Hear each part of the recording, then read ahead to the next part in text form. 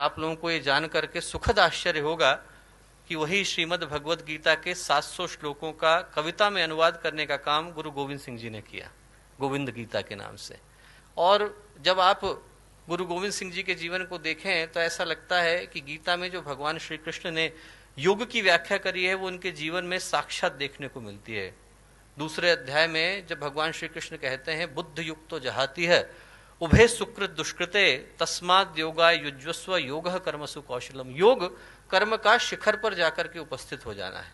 और वैसा ही जीवन गुरु गोविंद सिंह जी का था। उनके व्यक्तित्व का एक एक आयाम ऐसा लगता है जैसे हिमालय की चोटी पर जाकर के बैठ गया है। उनके विषय में बोलें तो ऐसा लगता है जैसे भगवान कृष्ण या गुरुदेव के विषय में बोल रहे हैं। 3000 के करीब पुस्तकें गुरुदेव ने लिखी, 24 गायत्री के महापुरुष चरण करे, इतना बड़ा संगठन खड़ा किया, साधक थे, संत थे, तपस्वी थे। व्यक्तित्व का हर आयाम शिखर पर था। और वैसा ही गुरु गोविंद सिंह जी के विषय में बोलते हुए लगता है। और दो अद्भुत सोचें गुरु गोविंद सिंह जी इस देश को, इस राष्ट्र को देकर के गए। पहली, राष्ट्र के प्रति अगाध निष्ठा, अटूट भक्ति। आज यदि इस देश की पश्चिमी सीमाएं इतने सारे आक्रमणों को झेलने के बाद भी बिना किसी खरोंच के खड़ी हैं दोस्तों, तो उसके लिए यहाँ की भूमि, यहाँ की मिट्टी, यहाँ की धरती, यहाँ का आकाश, यहाँ का पानी, यहाँ की वायु एक एक सिख का कर्जदार है। एक एक सिख का, खालसा का कर्जदार है, गुरु गोविंद सिंह जी का कर्जदार है।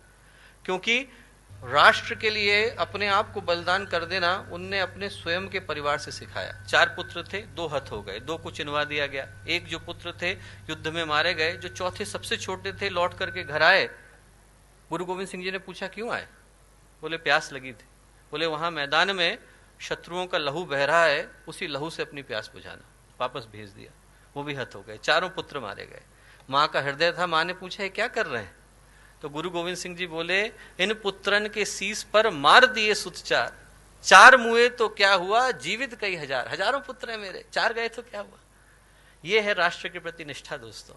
एक एक खून का कतरा बहा देना, एक एक सांस को सुपुर्द कर देना, ये राष्ट्र धर्म है। धर्म वो नहीं है कि हम मंदिर में जाएं, घंटे घड़ियाल बजाएं, भगवान के कान दुखाएं। धर्म वो है जब हम लोग राष्ट्र के प्रति अपने दायित्वों की रक्षा करते हुए अंतिम सांस को भी शहादत की तरह सुपुर्द कर देते हैं। वो राष्ट्र धर्म कहलाता है। और वो गुरु गोविंद सिंह जी ने हमें सिखाया। दूसरी जो चीज दी वो दी एकता, साथ साथ चलना। बड़ा दुख होता है जब लोग धर्म के नाम पर तोड़ने की भाषा का प्रयोग करते हैं। धर्म तोड़ना नहीं सिखाता, धर्म जोड़ना सिखाता है। धर्म गिरना नहीं सिखाता, धर्म उठना सिखाता है। धर्म बंटना नहीं सिखाता, धर्म मिटना सिखाता है। और ये गुरु गोविंद सिंह जी